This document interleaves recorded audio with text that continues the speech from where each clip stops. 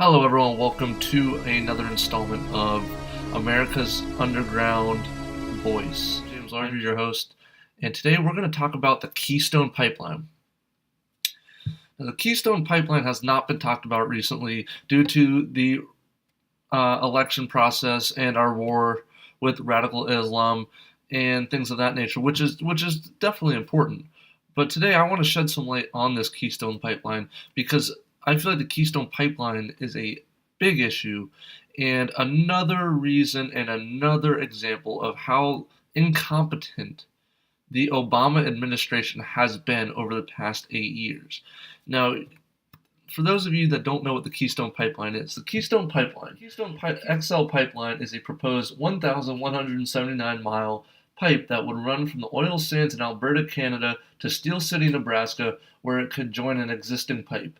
It could carry 830,000 barrels of oil each day. Okay, so this pipeline, it faces opposition from the Obama administration. Yeah, we have that. But the biggest thing that it faces opposition from is the EPA, aka the Environmental Protection Agency. The Environmental Protection Agency does not want this passed due to disrupting the ecosystem in a way that it pushes animals out of its habitat.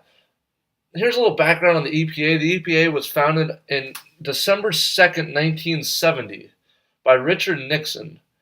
And the problem with this is the pros outweigh the con. Now, a few finances and figures that this pipeline is going to bring in, it's expected to bring in $20 million of private sector investment, create 20,000 direct jobs, and 118,000 partial jobs in general.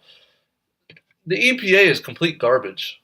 The EPA, no one follows the EPA. NATO doesn't follow the EPA. China doesn't follow the EPA. No one wants to follow it because they know it's absurd. It has more cons in what movement that they do. If this pipeline was passed, we would see gas prices drop. We would become more self-sufficient. We wouldn't have to rely on the Middle East. So all in all, coming from the Middle East, apart from that, it's hard to say how the Keystone Pipeline would affect prices here. But globally, it would put more supply on the market, which could indirectly help us.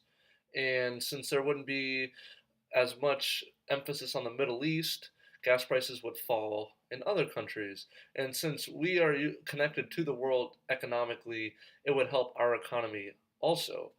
So that brings me to my last point. So the Keystone Pipeline obviously has more pros than cons.